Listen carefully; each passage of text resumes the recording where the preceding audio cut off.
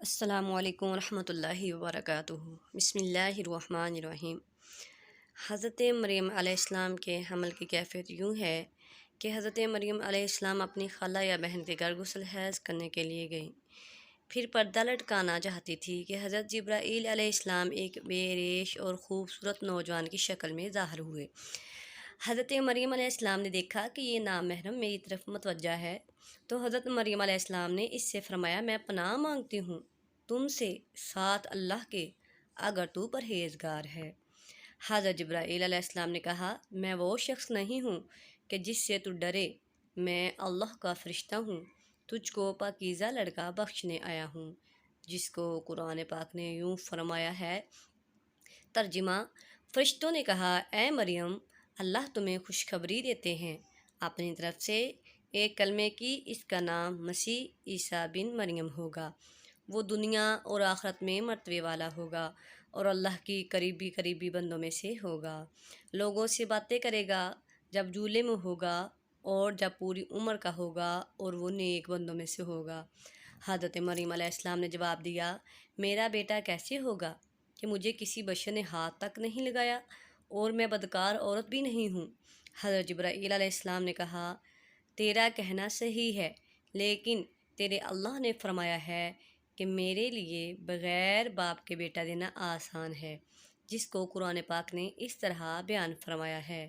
ترجمہ: کہ مریم نے کہا، اے میرے پیارے رب، میرے یہاں لڑکا کیسے ہوگا جب کسی مرد نے مجھے ہاتھ تک نہیں لگایا؟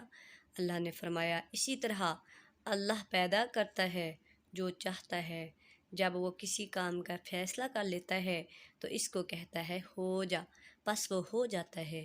بی بی مریم علیہ السلام کو اسی وقت اتنی بڑی بشارت دی گئی کہ وہ نبی ہوگا، بنی اسرائیل اور تورات و انجیل کا عالم ہوگا، اور وہ بڑے معجزوں والا ہوگا، جس کو قرآن پاک نے یوں بیان فرمایا ہے۔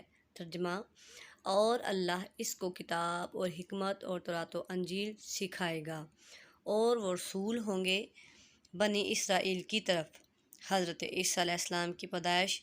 غرض یہ کہ تمام بشارتوں کے بعد حضرت جبرائیل علیہ السلام نے حضرت مریم علیہ السلام کے گریبان میں روح مبارک کو پھونک دیا، جس سے بالفور حمل رہ گیا۔ حضرت مریم علیہ السلام فرمایا کرتی کہ دوران حمل تنہائی میں حضرت عیسیٰ علیہ السلام مجھ سے باتیں کرتے تھے اور مجمع میں خدا کی تصویر بیان کرتے تھے، حالانکہ آپ علیہ السلام ابھی پیٹ میں تھے۔ حضرت مریم علیہ السلام اور آپ کی خالہ صاحبہ جب آپس میں ملاقات کرتی تھی تو ایسا معلوم ہوتا کہ خالہ کے پیٹ کا بچہ یعنی حضرت یحییٰ علیہ السلام بانجی کے بچے یعنی حضرت عیسیٰ علیہ السلام کی طرف جھکتا ہے، سبحان اللہ، یعنی سلام کرتا ہے۔ یوسف نجار جو بی بی مریم علیہ السلام کے ماموں کا بیٹا تھا، وہ بیت المقدس میں عبادت کرتا رہتا تھا اور کبھی کبھی حضرت مریم علیہ السلام کو خالہ کے پاس پہنچاتا تھا۔ جب حمل کی حالت سے آگاہ ہوا تو اس نے بھی تحقیقات کی تو حضرت مریم علیہ السلام نے تمام واقعہ بیان کر دیا۔ جب ولادت کا وقت آیا تو حضرت مریم علیہ السلام کو قدرتی ندا ہوئی کہ اس شہر سے باہر چلے جاؤ، اگر تیری قوم تجھ کو اس کے وضع پر دیکھے گی تو تجھ کو اور تیرے فرزند کو قتل کر ڈالے گی۔ حضرت مریم علیہ السلام مما یوسف نجار بیت المقدس سے روانہ ہو گئے۔ حضرت جبرائیل علیہ السلام ان کی راہ پر تھے۔ جب 2 فرسنگ راہ قطع کی تو بیت اللہ میں پہنچے، وہاں بے شدت درد سواری سے اتری اور پشت مبارک ایک خشک خرمے سے لگا بیٹھے۔ تفسیر حقانی میں ہے کہ ایک پرانا مکان تھا جس میں خشک کھجور کا ایک درخت تھا، جس سے ٹیک لگایا، پھر بغیر تکلیف کے حضرت عیسیٰ علیہ السلام پیدا ہوئے۔ اس وقت حضرت مریم علیہ السلام نے عرض کیا کہ کاش میں اس حال سے پہلے ہی مر جاتی اور نسا منسیہ ہو جاتی۔ حق تعالیٰ نے ملائکہ کو بھیجا اور اپنے فضل و کرم سے وہی ان کے پاؤں کے نیچے ایک پانی کا چشمہ ظاہر کر دیا، سبحان اللہ۔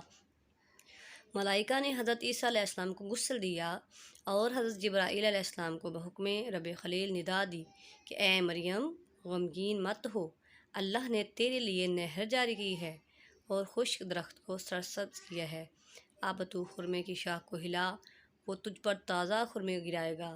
تو تازہ خرمے کھاؤ اور پانی پیو اور بیٹے کے دیدار سے اپنی آنکھیں ٹھنڈی کر لو۔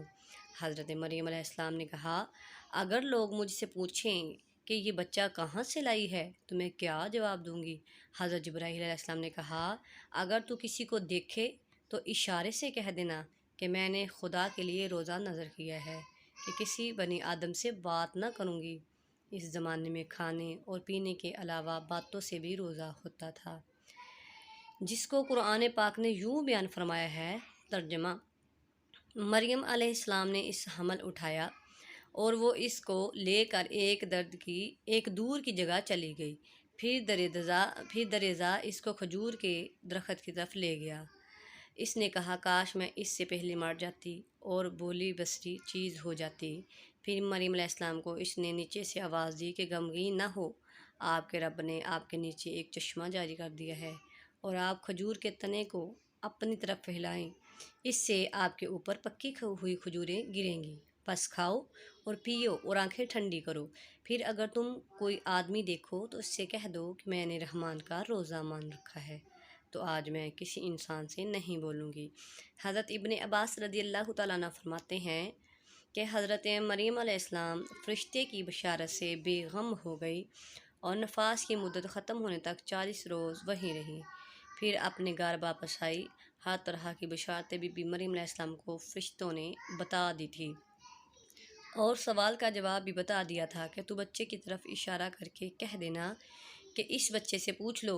بنی اسرائیل نے یہ صورتحال دیکھ کر بڑے غصے سے کہا کہ یہ کیا برا کام تو نے کیا ہے، اے ہارون کی بہن، یعنی تو حضرت ہارون علیہ السلام کی طرح عبادت کرتی تھی اور تیری ماں بھی بدکار نہ تھی۔ حضرت مریم علیہ السلام نے حضرت عیسیٰ علیہ السلام کی طرف اشارہ کیا کہ اس سے پوچھ لو۔ پھر سب غصے ہو کر بولے کہ تم ہم سے تمسخر کرتی ہو، یعنی مذاق کرتی ہو کہ ہم اس چھوٹے بچے سے باتیں کریں۔ اتنے میں حضرت عیسیٰ علیہ السلام بول پڑے کہ میں بندہ خدا ہوں اور خدا نے مجھے کتاب دی ہے اور مجھے نبی بنایا ہے۔ جب یہود نے یہ معجزہ دیکھا تو ان کی زبان بند ہو گئی۔ چنانچہ ارشاد ہے، ترجمہ: پھر اس کو گود میں لیے ہوئے اپنی قوم کے پاس آئی۔ لوگوں نے کہا، اے مریم، تو نے تو بڑا طوفان کر ڈالا۔ اے ہارون کی بہن، نہ تمہارا باپ کوئی برا آدمی تھا اور نہ تمہاری ماں بدکار تھی۔ پھر مریم علیہ السلام نے اس بچے کی طرف اشارہ کیا۔ لوگوں نے کہا کہ ہم اس سے کیسے بات کریں گے جو کہ گود میں بچہ ہے؟ بچہ بولا، میں اللہ کا بندہ ہوں، اس نے مجھے کتاب دی اور مجھ کو نبی بنایا ہے۔ سبحان اللہ۔ معارف القرآن میں ہے کہ جس وقت خاندان کے لوگوں نے حضرت مریم علیہ السلام کو ملامت کرنا شروع کر دیا تو حضرت عیسیٰ علیہ السلام اس وقت دودھ پی رہے تھے۔ جب انہوں نے یہ سنا تو دودھ چھوڑ دیا اور اپنی بائیں کروٹ پر سہارا لے کر ان کی طرف متوجہ ہوئے اور انگشت شہادت سے اشارہ کرتے ہوئے کہا، میں خدا کا بندہ ہوں۔ اس سے پہلے ہی لفظ میں حضرت عیسیٰ علیہ السلام نے اس غلط فہمی کو دور کر دیا کہ اگرچہ میری پیدائش ایک معجزانہ انداز سے ہوئی ہے مگر میں خدا کا بندہ ہوں، تاکہ لوگ میری پرستش میں مبتلا نہ ہو جائیں۔ ان الفاظ میں حضرت عیسیٰ علیہ السلام نے اپنی شیر خوارگی کے زمانے میں اللہ کی طرف سے نبوت اور کتاب ملنے کی خبر دی۔ اس کا مفہوم یہ ہے کہ اللہ تعالیٰ نے یہ طے فرما دیا ہے کہ مجھے اپنے وقت پر نبوت و کتاب دیں گے، اور یہ بالکل ایسا ہے جیسا کہ رسول اللہ صلی اللہ علیہ وسلم نے فرمایا کہ مجھے نبوت اس وقت عطا کر دی گئی تھی کہ جب حضرت آدم علیہ السلام بھی پیدا نہیں ہوئے تھے، ان کا خمیر تیار ہو رہا تھا۔ اس کا مطلب بھی ظاہر ہے کہ اس کے سوا نہیں کہ عطائے نبوت کا وعدہ جو حضور صلی اللہ علیہ وسلم کے لیے قطعی یقینی تھا۔ یہاں بھی اسی یقین کو عطائے نبوت کے لفظ ماضی سے تعبیر کر دیا گیا ہے۔ عطائے نبوت کا اظہار کرنے سے ان لوگوں کی بدعنوانی رفع کر دی گئی کہ میری والدہ پر بدکاری کا الزام لگانا سراسر غلط ہے، کیونکہ میرا نبی ہونا اور مجھے رسالت کا ملنا اس کی دلیل ہے کہ میری پیدائش میں کسی گناہ کا دخل نہیں ہو سکتا۔